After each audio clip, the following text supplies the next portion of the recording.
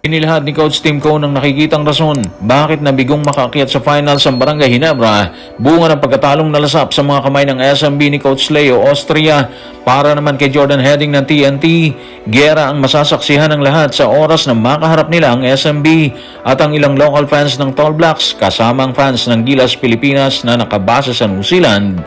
Kine-question ang nakatakdang bakbakan ng dalawang koponan sa Auckland. Tutukan po natin ang lahat ng yan, pero bago yan, paki-subscribe, like and share na lang muna para pareho tayong updated. Isa lang ang nakikitang rason ni Coach Tim Cone bakit hindi nila kinayang ungusan ng SMB sa Game 6 ng kanilang Best of 7 series sa semifinals. Ayon sa kanya, bukod sa pananalasa ni CJ Perez, inamin ng mentor ng Barangay Ginebra na palyado ang kanilang depensa. Narito ang kanyang paglalahad. Tutukan natin si Coach Tim sa report ni Jerry Ramos sa spin. Kanina si CJ talaga yung pumatay sa depensa namin. Kada tira niya nawawala yung energy namin eh. Hindi pumasok ang depensa namin sa simula. Medyo bumawi lang ng second half. Pero tuwing may crucial moment, either nagte-turnover kami or hindi namin napigil. Yan na talaga yung kwento ng buong serye. Hindi kami makastep up, pero sila kinakaya nila. Wala nang debate dito mga ka-playoffs eh. Si Coach Tim na mismo yung nagsalita, di ba? Sirang-sira ang depensa nila, kaya ang rason na nalasa si CJ Perez. 41 points, grabe, di ba? Actually, hindi lang si Perez eh. Kahit si Troliano, ang laki ng kinamada niya, 23 points. In fairness naman sa grupo ng Barangay Ginebra, katulad ni Scotty Thompson, nagtala din siya ng 24 big points. Pero dahil sa mainit na kamay ni CJ Perez at buong grupo ng SMB, ayun, laglag ang Barangay Ginebra sa hinahangad na finals. Siyempre, daming dismayadong fans ng Barangay Ginebra mga ka-playoffs. Pero ganun talaga yung buhay eh. Minsan andun ka sa taas, pero minsan andun ka sa ilalim. Sa panig ng Gene Kings, andun sila ngayon sa ilalim. Walang duda yan. Bigo yung pagtatangka nila na pasukan ng finals dito sa Philippine Cup. Isa lang ang ibig sabihin na ito mga playoffs. Mas nananaig ang mga nakakaharap nila talaga. Kung lakas at lakas lang naman kasi pag-uusapan, malakas pa rin ang Barangay Ginebra kahit na wala si Christian Standhardinger, di ba? Kasama doon yung ilang mga key players na ito. Malakas pa rin sila dyan. Pruweba yung pagpasok nila sa semis eh. Wala sila dito sa semis kung mahina sila, di ba? At katulad na nakikitang rason ni Coach Tim mga playoffs, depensa talaga dahilan ng pagbagsak ng grupo, especially ngayon semis versus SMB. Yung suporta ng players, andyan naman yan eh. Hindi nawawala yan. Kung may off night ang ilang players, may nagsa-step up naman sa kanila. So hindi siya totally mahina. May time lang talaga na sobrang tigas ng opensiba ng kalaban nilang team or yung SMB dahilan para hindi nila makuha yung target talaga nila. Pero mabigat to ha, kasi bigo sila sa finals eh. Kung nakakapasok man sila, kahit may Brownlee, natatalo pa rin sila, di ba? So seryoso yung kaso ng Barangay Ginebra. Pero tingnan natin sa susunod na conference kung ano talaga yung kaya nilang ibigay dyan. Kasi may mga import na to eh. Problema, kahit may import, katulad ng mga nakaraan, natatalo sila kasama si RHJ, di ba? Bago patuloy ang pumasok ng SMB sa finals, nauna nang inilahad ni Coach Chot Reyes na underdog ang kanyang grupong TNT. Sino man sa SMB at Barangay Ginebra ang maging kalaban. Binigyan din niya ang lalim ng bench, sukat at talent ng players na posible nilang makaharap sa finals. Sa panig naman ng sharpshooter na si Jordan Heading, siniguro nitong giyera magiging laban. Sino man sa dalawa ang umakyat sa finals. Narito ang kanyang pahayag. Tutukan natin si Jordan Heading sa report ni Paige Xavier ng ABS-CBN News. Pagkakit namin sa final, sarili na lang muna namin ang iniisip namin. Focus lang sa amin, hindi sa mga bagay na wala na kaming kontrol doon. Paulit-ulit yung paalala ni Coach. Tsaka hindi pa namin alam kung sino kalaban namin. So wala ring sense na mag-aksaya ng energy tungkol dyan. Sa ngayon, pahinga muna. Tanggal pagod tapos maghahanda kahit sino pa yung makaharap. Siguradong giyera yan. Kung tutuusin, tama yung sinabi ni Jordan Heading eh. Siguradong giyera yung sagupa nila, di ba? Yung SMB kasi, nakita na natin kung paano nila pinulbos yung Ginebra. Kapatid pa yun ha, hindi nila binigyan ng pagkakataon na makarating sa Game 7 yung bakbakan.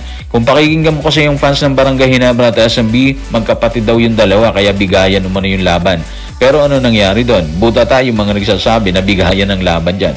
O kaya ando na tayo na kinabahan ng SMB dahil tinambakan nila ang Ginebra pero muntik pa silang mahabol. Sa Game 6 po yan ha.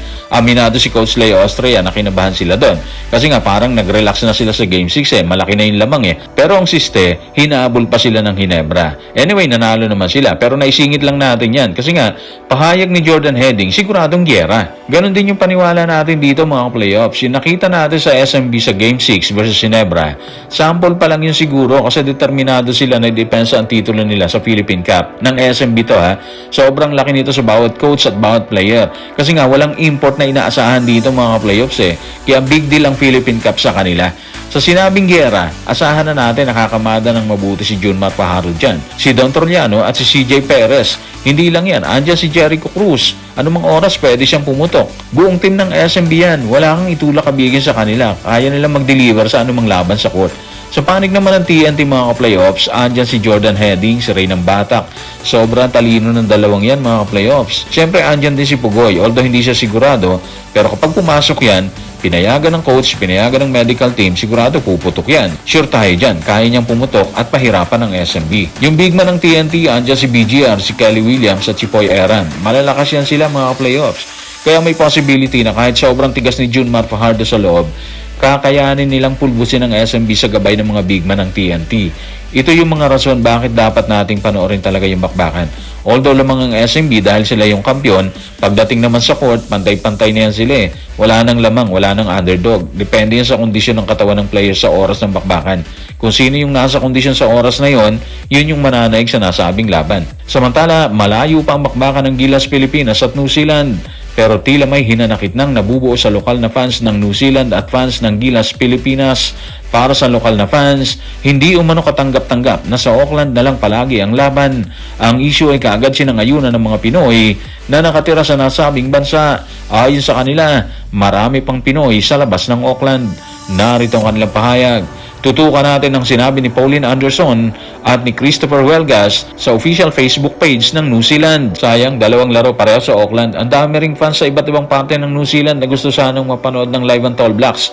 Ayon po yan kay Pauline Anderson, native po yan ng New Zealand. Ayon naman sa ating kababayan na si Christopher Huelgas, sabi niya, sang-ayon ako dyan, hindi lang naman sa Auckland may mga Pilipino eh. Marami rin sa iba't ibang parte ng New Zealand. Tama naman sila doon mga playoffs eh. Maraming venue pero malimit talaga sa Auckland ginaganap yung bakbakan ng Gilas sa Tall Blacks. At para sa ilang local fans, medyo kakaiba yon. Nangihinayang sila kasi nga alam nila yung intensity ng laro eh. Ang kayang ibigay ng dalawang team sa oras ng bakbakan. Alam nila na kilalang kilala ng dalawang team ang isa't isa. Ganyan din kasi pahay ni Coach Jude at ni Coach Tim Cone. Alam na nila ang galawan ng bawat isa. Kaya mas magandang laban ang mapapanood nila dyan. Yun yung pinanghihinayangan ng local fans at syempre ng ating mga kababayan na wala sa Auckland. Para sa kanila, deserve din nilang mapuntahan ng mga lugar nila para doon ganapin yung bakbakan. In short, sabik silang mapanood ang ating mga kababayan doon. Kaya sa darating na July mga playoffs, sa laban ng Gilas sa Tall Blacks, sigurado tayo na mapupuno na naman ng mga Pinoy ang Spark Arena sa Auckland para saksihan ang nakatakdang bakbakan. Nung huling laban nila para sa Asia Cup Qualifiers, dumagundong ang arena nung magsigawan ng mga Pinoy at naniniwala tayo na ganun din ang mangyayari sa susunod na bakbakan ng dalawang koponan. Abangan natin yan mga playoffs. So guys, maraming salamat.